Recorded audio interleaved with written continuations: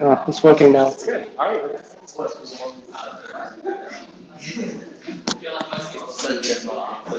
Yeah, it's like adverse one. Awesome.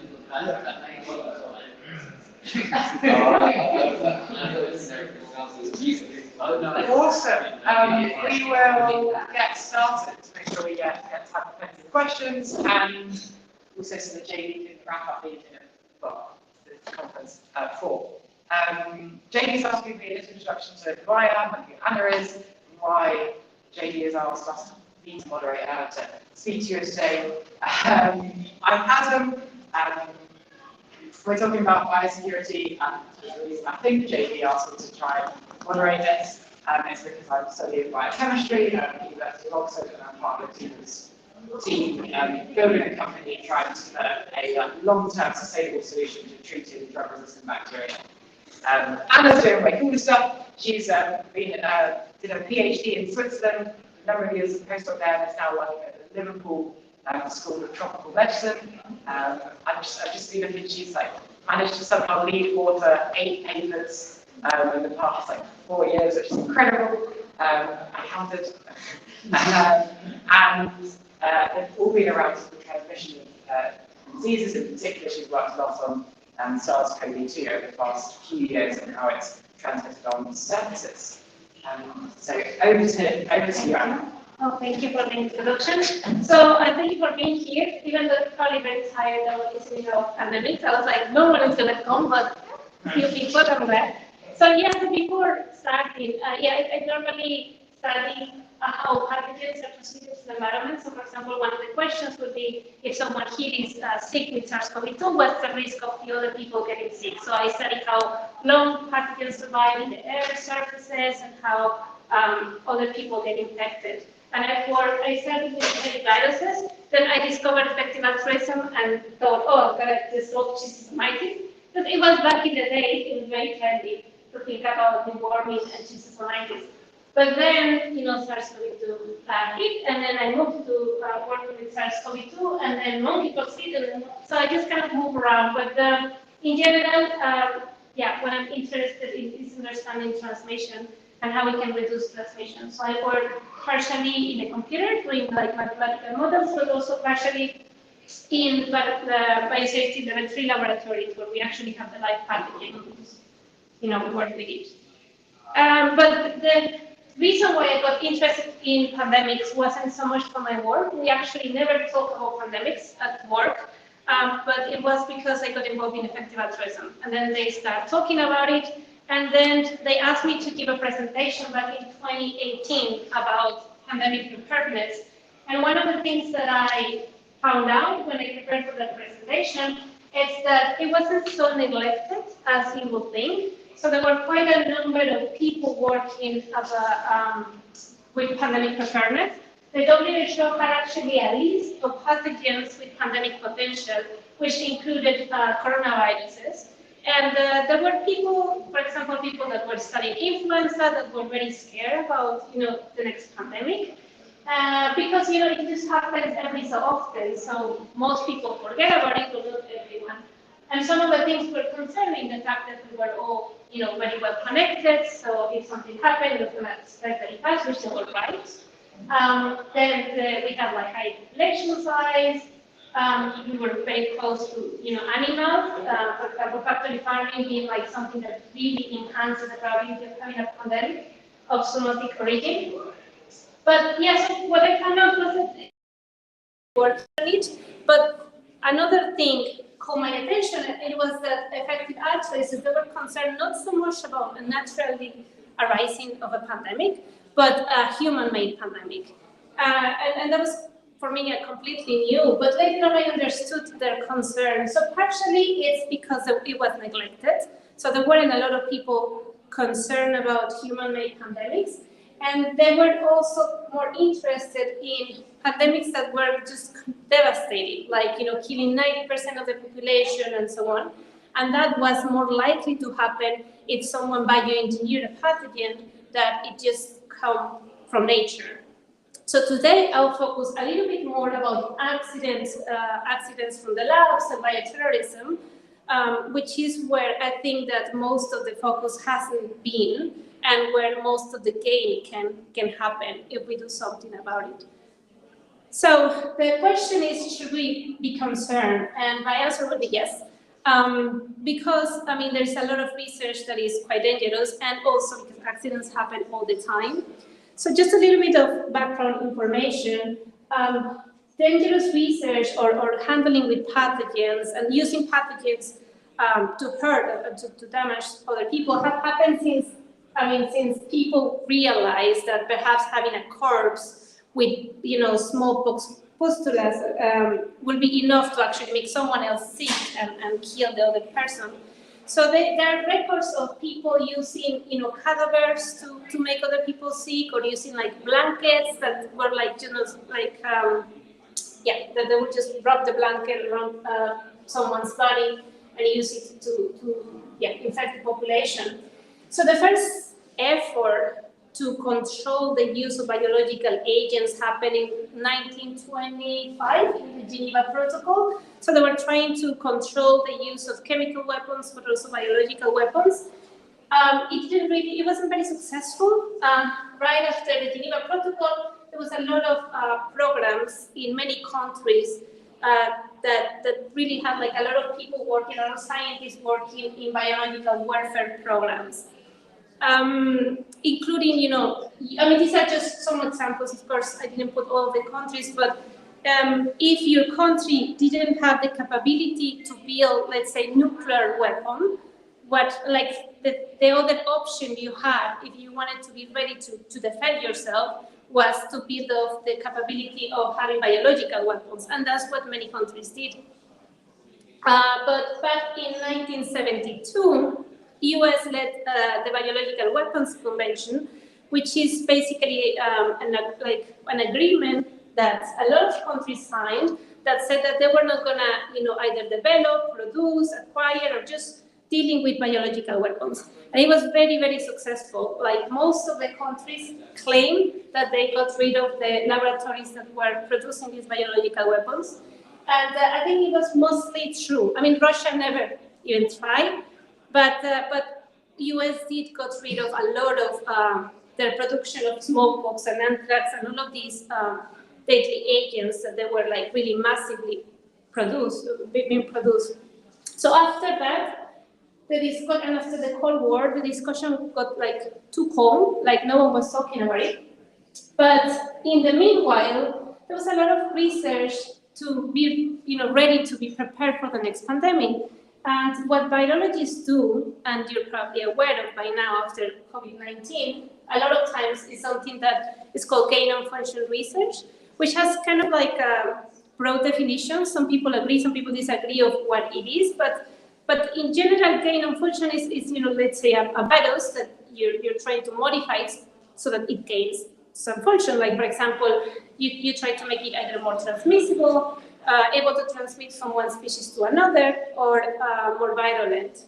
And that's the kind of research that will give you an understanding of how to fight the next pandemic, but it's also kind of research that is a bit, it's quite risky, because if you modify the pathogen so that you actually are able to make it more, let's say, virulent, then you have in that laboratory a more virulent pathogen that could potentially escape from the lab. And one of the first big discussions about whether this is a good idea or a bad idea happened in 2011.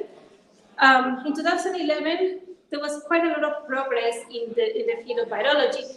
And one of the things that sparked the debate was that a scientist used a pandemic strain of influenza that when this strain infects a person, normally you have like 50% chances of survival. But the good thing about that strain is that it just normally is transmitted between birds. So it doesn't jump from birds to mammal. It's just like an exception when like someone is working like in with like contact with a lot of birds. Sometimes this person can get infected. It's quite unlikely that it happens. And once the person is infected, it's not infected. It wouldn't infect other people. So what he wanted to know is whether he could modify it in a way that after it's transmitted to a mammal, it could be mammal-to-mammal transmission. And casually in a conference, he just said, like, I modified the hell out of the thing, and then finally now it's he was very excited that he actually managed to make it transmitted between ferrets. But some people had a little bit of sense in the conference, and it started a bit of a conversation. But after that, there were a few papers coming and a few conferences with people doing this kind of research. And at least in the US, what happens after these conversations started to come to life was that new regulations arise. And some funding bodies said, you know what? If you're going to do that kind of research, we will require you to do an extra step. You're going to have to do a risk-benefit analysis.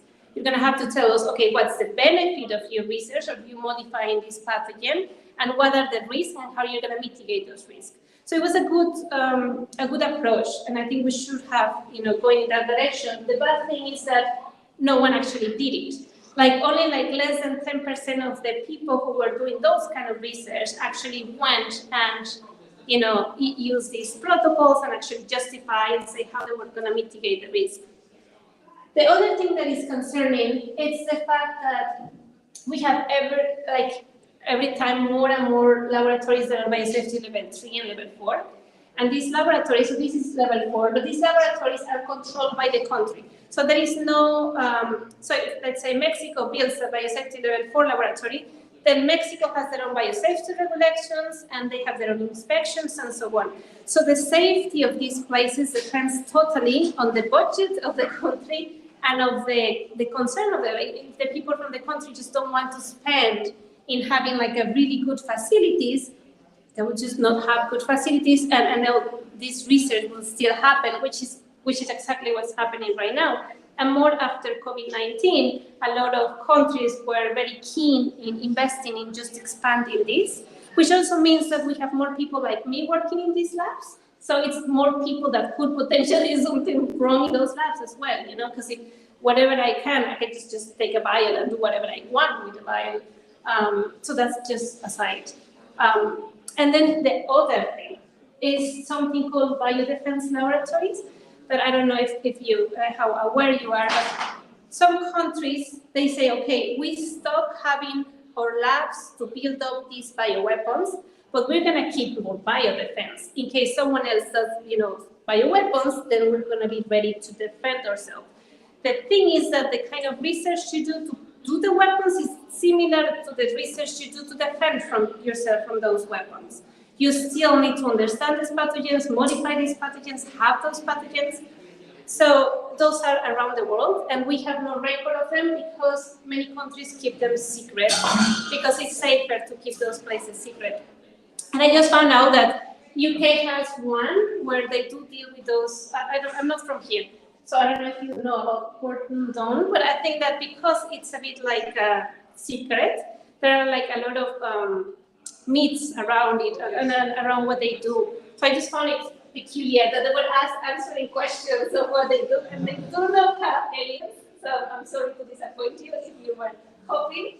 And they also don't cultivate cannabis, but they do seem to do stuff with, anyway, with biological agents like anthrax and Ebola. Not aliens, but all those things, yes. And the other thing that we have to take into consideration is how likely are these accidents to happen, how likely is it that an accident can occur. And this is something that I don't know why it's just not more known, the fact that we have accidents all the time. So I've worked in laboratories in Mexico, US, Switzerland, and UK, and I have myself had accidents in every place I go. And I have seen other people have accidents in all of these places. Normally, accidents is like, for example, someone working with mice, the mice moves, the person accidentally, injects themselves instead of the mice. So these kind of things do happen quite often. And sometimes these people who get infected within the lab just go out and infect other people. So these are just a tiny bit of examples, but if you just were to Google it, you will see a list of 60-something major major cases, cases where people have died from these accidents, and that's just the tip of an iceberg. Because, for example, the accidents that I have witnessed, none of them were reported, and less go into this list, right? So I think that one thing that we're just not aware is how more humans under pressure, working under time constraints in a lab, can mess up very easily. And if the lab doesn't take safety seriously, then this happens. And I think most labs just don't take safety seriously. I'm not going to get into a lot of controversial things here, but of course, this came out with the COVID-19 because some people were like, so like, is this a lab leak or is it like a natural pathogen? And the only thing that I'm certain is that for the first 2 years, we didn't have enough information to anyone making a claim that they were certain that it was this or that. There was absolutely no information, but the narrative became so strong that it's natural origin that they just really swept all the attention to that away from the possibility of a lab leak, which as a disadvantage, nothing has changed in any lab. So the conditions that we had before COVID-19 is the same conditions that we have after COVID-19 regarding what we do to keep labs safe or what we do to understand the dangers inside these labs and what can happen.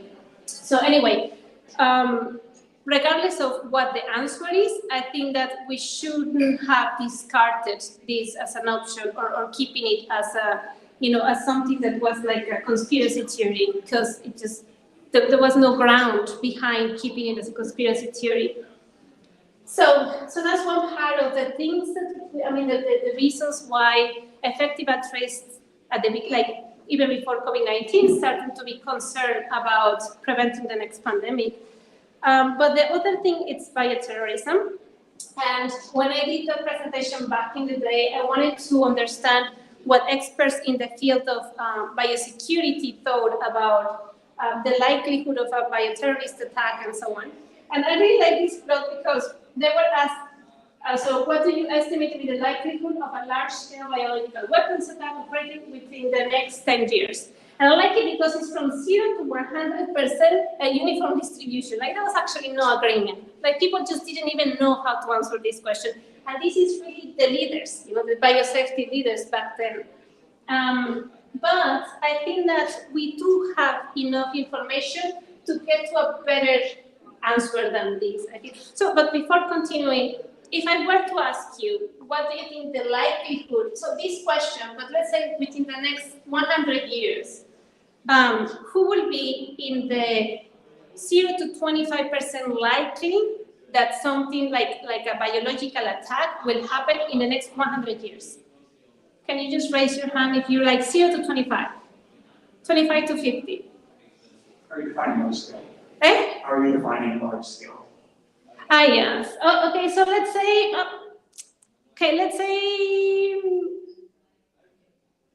millions. Does it include state actors? Eh? Is this just, it doesn't include state actors? It's open to whatever you think who.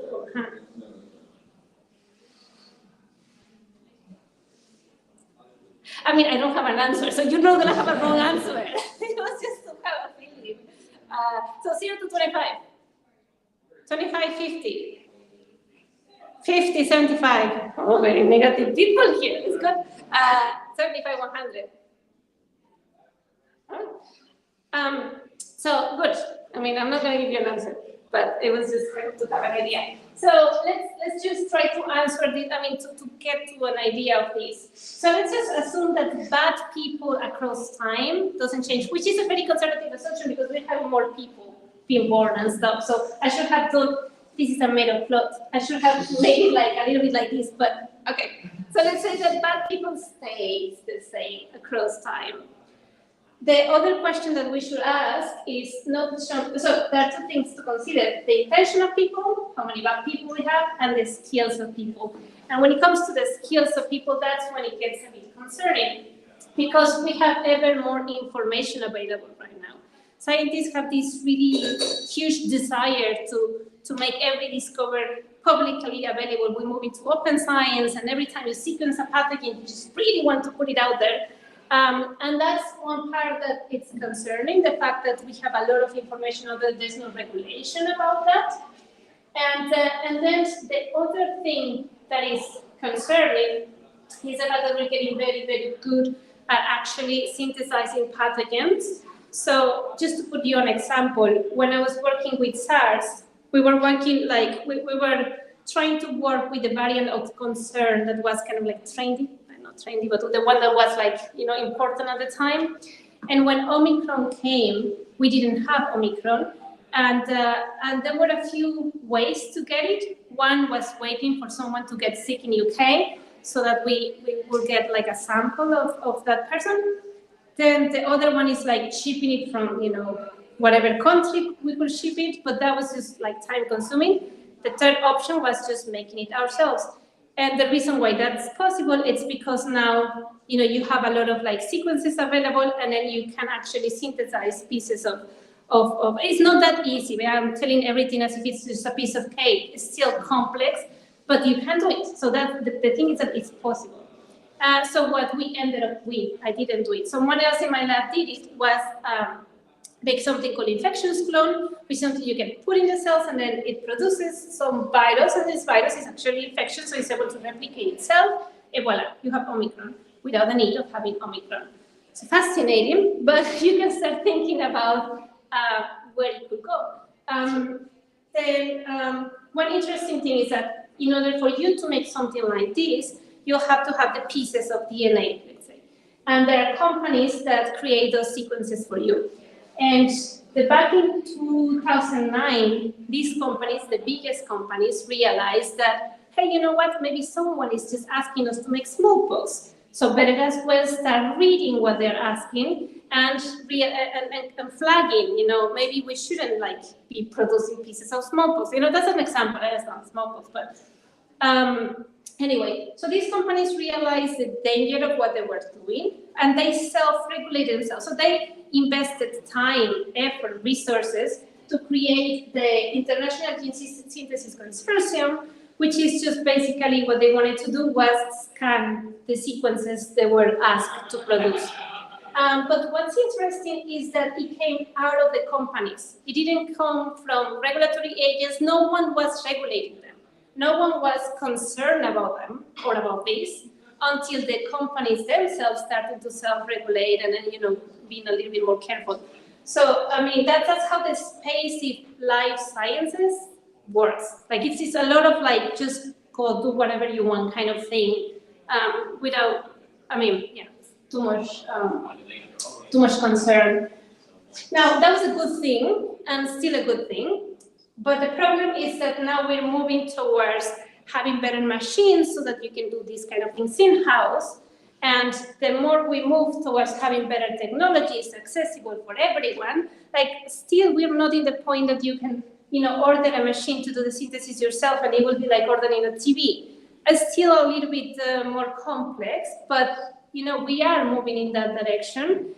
And the kits for synthesize, pieces of genetic material, they really emphasize how easy it is. So basically, the first time someone does it, for example, this person that works in my research institute doing this infection clone, it's hard.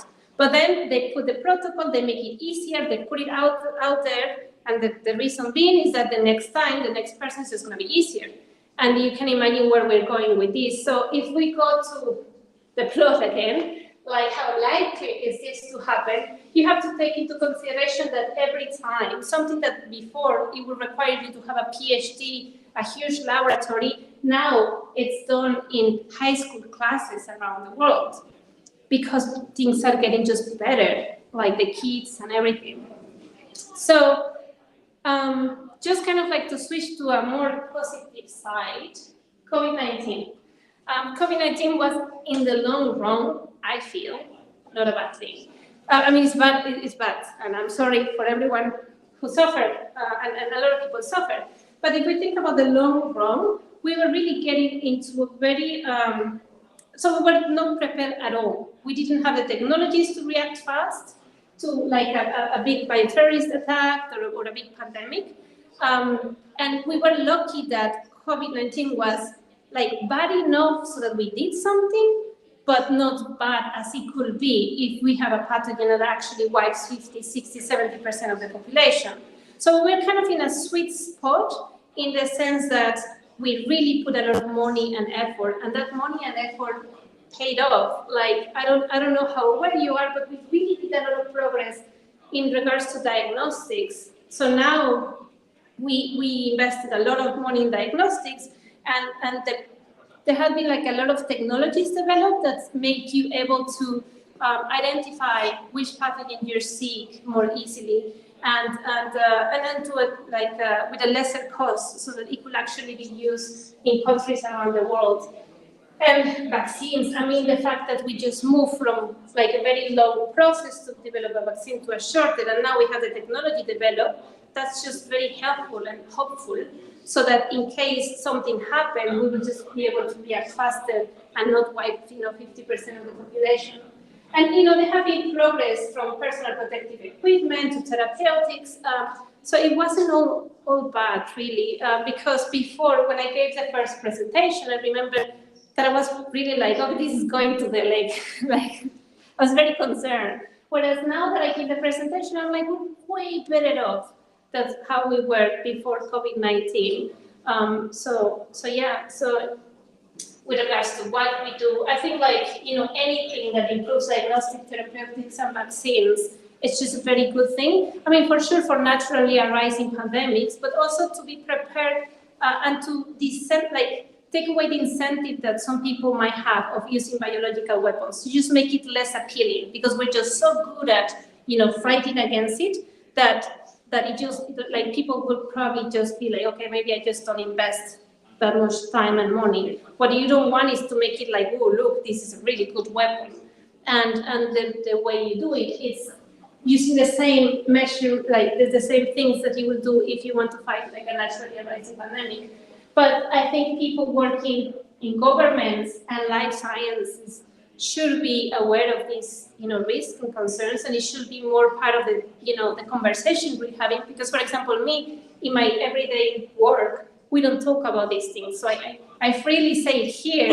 I wouldn't freely say it in my institution, because that might be going against, how things work, and I don't have a permanent position. So I wouldn't, it's still a conversation that it's not happening within the places where you actually carry out this science. So yeah, with this, I would like to conclude. That's it. You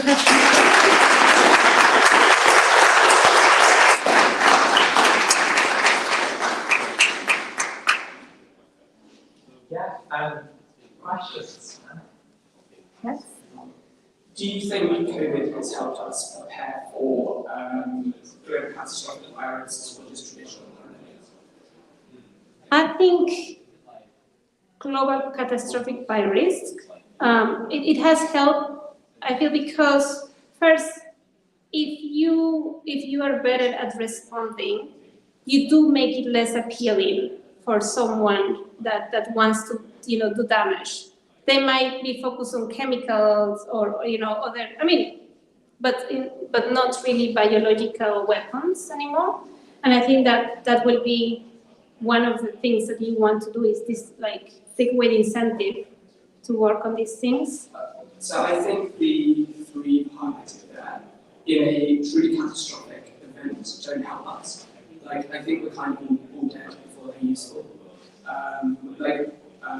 If you were to release something highly contagious simultaneously around the world, we have days, weeks to prepare, and this isn't the scale of vaccines. We've got really good at making vaccines, and our speeds are up massively. And this is great for preparing for COVID, but this is not really there for preparing for a really, really catastrophic thing in civilization. I think, if you get really fast of diagnostics, you can actually do a lot of, you normally have more than a few days. It wouldn't be, I think you'll have to be really, really, really, really good pathogen, because normally, if a pathogen is very good at being transmitted, it's not so viral. This is true for naturally occurring. I understand, but you really have to be quite good at modifying it in a way that is I understand. You can get as bad in theory as bad as you want, but I still think it's quite unfeasible, because you also have to take into consideration of the distribution, how you where you put it and how you maximize the distribution of this pathogen and so on.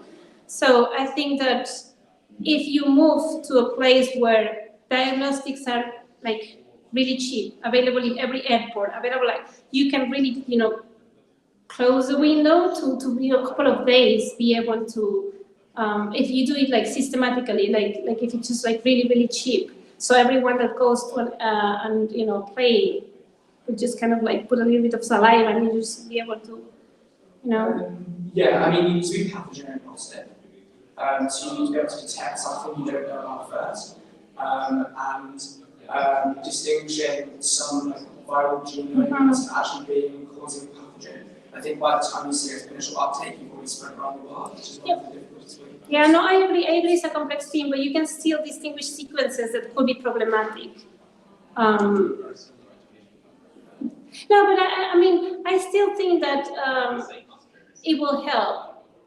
Maybe not in like a very, very low, like I think we're still very far away from getting to those, to make something that is just so good that it will just be like spread like in 2 seconds and then kill everyone like that. So we're still like far away from that. So I think what's your kind of like how far away is far away?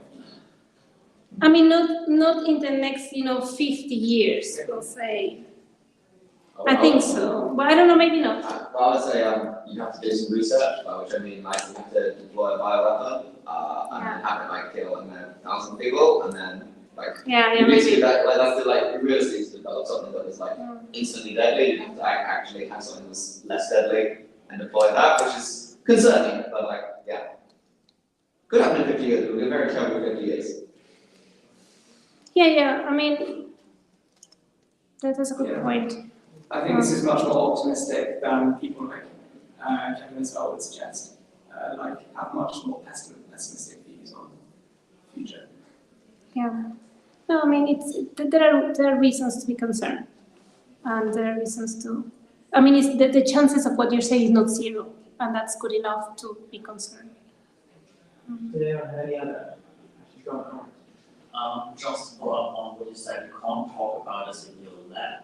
Is it because you see it as fear-mongering, or it's not of interest, or I would expect people work on gene sequencing? I mean, I wouldn't say can't talk about it, but for example, a couple of months ago, there was a woman from WHO coming to talk about, SARS and the response, and like she was really involved in the early response.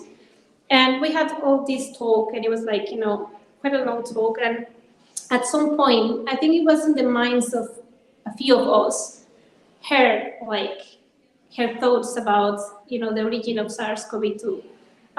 So someone quite senior did ask, but before asking, he just really apologized first. It was really like, not that I believe in the kind of, that kind of narrative. And then he asked, and the situation, I think that it got a bit tense, and she got a bit defensive, like, no, that, as really dismissive about the whole thing. So that doesn't encourage people like me to follow up or to ask a question, because normally I feel like the problem was that the people who are kind of the experts were people who were a bit biased and with a very strong opinion. Because once you get to be the professor that the WHO asks recommendations, you start really believing it yourself. I'm like really good. So these people can state something with a lot of confidence, and those normally it's the same people that will fund this kind of research. So they're a bit blind to those kind of concerns. So I feel like that's kind of what happened, that the experts, like you will never see what you don't want to see, and the experts were the virologists doing these kind of things, so that contaminated a bit the discussion. And it's still contaminated. Like it's still, if you still say that, you can still be associated with Trump and in conspiracy theories kind of thing. So I haven't tried too much to talk about this, because I see the reaction of people. I see the tension. I see that no one will just bring it up. Or even things about concerns about safety of the labs. There is no money going to safety.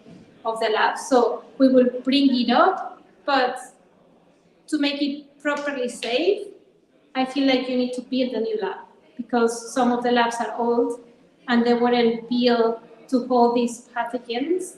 So I think that there's a lot of investment that needs to happen. And if this investment doesn't happen, in the long run, it could be like potentially bad.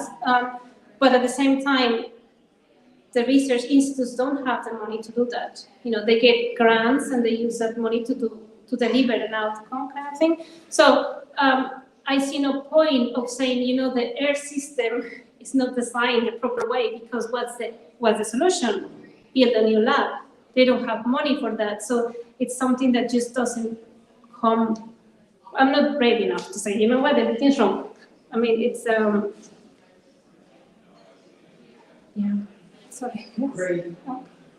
Yeah, I guess it sounds like from the sort of the thing you're talking about, like almost the more important thing there is the regulate the dangerous research, because no matter how well our defences are, if someone can just, anyone can just print at home a pathogen and send it out, we can't be defending ourselves all the time. But at the same time, I wonder like how easy it is to actually regulate that research. Because if you think about like the last 100 years, there's been sort of regulation stopping people from people weapons. And people still manage to do that despite the fact that it requires like massive, huge facilities, it requires uranium restricting us to hold. Whereas here actually just requires some scientists and something like a very principle thing. It feels like it's very hard to actually to regulate that on a global basis. Yeah, I mean, I think that, even like taking away the incentive to do this research would be a good first step, which is something that it hasn't happened, even though they shouldn't be incentivized to publish certain things or to work on things that are like just the thing of the benefit risk analysis is something that I feel anyone working in life science should do. You should be able to do it, and there should be a committee that is not biased, that is not from people in the field, like just people outside saying like, I know it sounds very good to you, but from outside, it's a red flag. I think that will be at least something. The problem is that people get very excited when they make progress and they make things easier for other people in the field. And so far, it's really concerning how little people are concerned. The people working in life science are concerned about these things. Like, it just doesn't happen. You're actually thinking first to regulate the West and that setting. You're not even thinking about like preventing like North Korea from developing, you're just preventing us from developing. Yeah, or from publishing everything, and from working in certain topics. Or I feel like. That would be just a good first step. The people who have the money to give grants should make sure that wherever the research happens, there is enough safety. So those are laboratories that are actually properly equipped. And when there is a safety inspection, I'm surprised that, in this country, they let you know. It's like, in 2 years, we're going to see you, and we're going to ask you these 3 questions. I mean, what's that for an inspection? You arrive for surprise, and then you see what's happening. So kind of those kind of things, I feel like it should be more like that. Because only then you realize, what's happening in these labs. I feel like, and then also like having a body, like a centralized international body that says, I go around biosafety level 4 labs and see what they're doing. And it's a lot of things that could be done that it might not reduce the risk because it will be hard to control the development of technology. So there's a lot of money involved. So I don't think that we can do much about it in that sense. But at least the information that's available out there and just kind of how fast the field moves, it's dependent on how much money you put in. They are putting a lot of money in this, so it just moves faster. We have, I think, so 3 hands raised the other side. Sorry. Awesome. So, 2 more. Do you think there's much appetite for ethical, independent, minded research? So I think definitely definitely, while working during COVID, I understand what you were talking about, that there was hesitancy for people to speak openly about what they felt, what could help, what couldn't help, or where the virus was coming from. And I think that often it's because a lot of the people who give money have their own interest behind the money that was given, which kind of dictates not only research in terms of advisors and like how people live there, but even in terms of therapeutics and drugs and access to medication and fixes medication and things like that. But then as a researcher, do you think there's much appetite for people to maybe go to other labs that might have less money, but maybe be coming from a number of sources, and not have as much, how to describe it, but as much bias behind the I mean, in principle, it sounds good. I'm not sure that where the funding is coming, it's the problem, because I feel like scientists, at least in my research institute, they really take money from like, it's not so much that, it's more like, I feel you yourself as an expert in the area that you become biased. Not so much that the money comes from this, at least not in my field. I mean, not exactly in what I have experienced, perhaps in other fields, like in pharma, if you work with Pfizer, then it is that's why you have to disclaim there is a conflict of interest there. But I think what I have seen as a problem, it's more people that aren't able to understand how what they do could actually be used to harm, and how they could have indirectly contributed to something that could be used for like, you know, that kind of awareness is what I found missing. When people have their research approved by ethical committees, is that what the purpose of the ethical committee to evaluate whether, like, what the purpose of the research is? I mean, I don't know, I have that, I'm not biological, but like, usually you have to present what your method is, you have to present your method, and you don't really have much scope to go beyond what you have intended without getting further permission. You usually have a decent sized ethical committee that kind of takes that. So it takes the emphasis of the research alone to be very personal in deciding what's ethical and what's not. Yeah, but I think that happens more with ethical issues. Like if I went to do a human subject study, that would be the case. But with biosafety, it doesn't necessarily happen so much. So there is not the level of safeguarding that we have with regards to ethical issues. So I think that's the main thing, that a lot of this research happens without the proper biosafety, kind of like overseen. So someone can wake up and decide I want to virus, there's nothing that's not happening. I mean, now there's a little bit more, but not much, no. No. So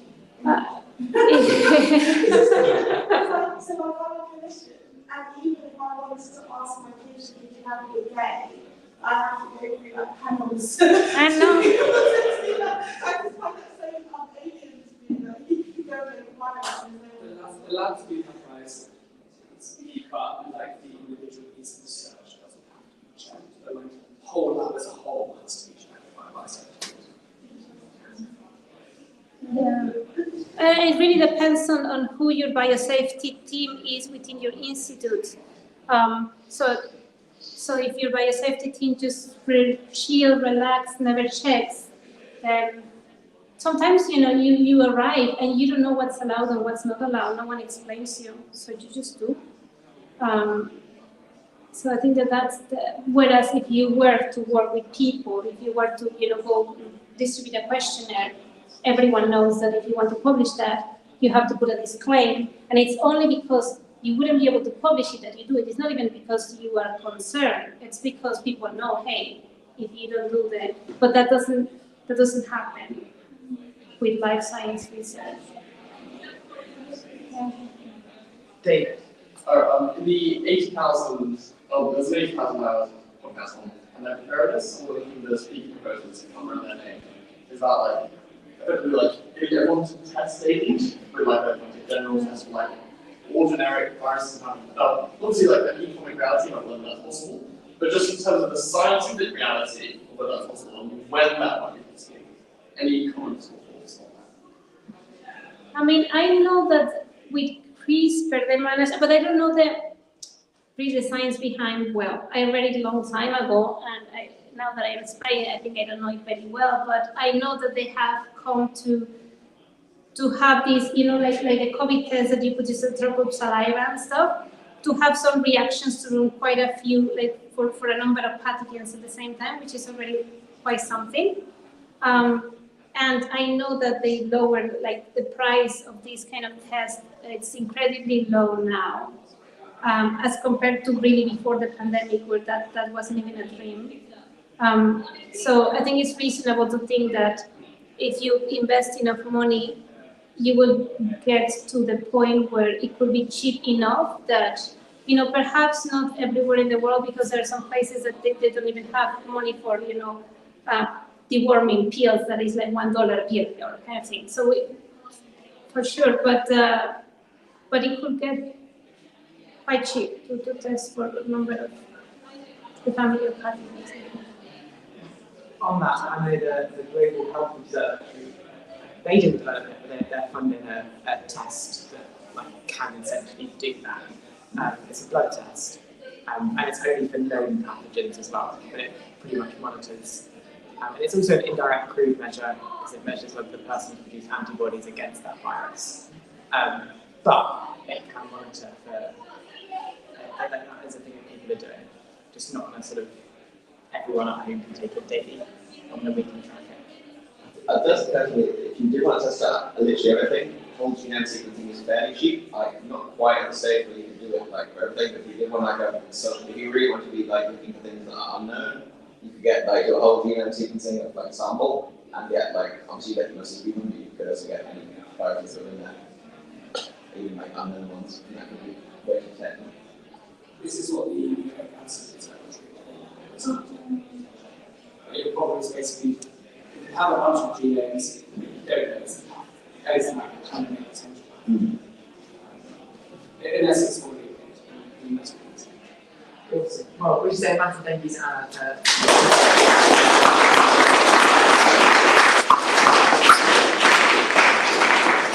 Anna, if people want to find out more or follow the work that you do,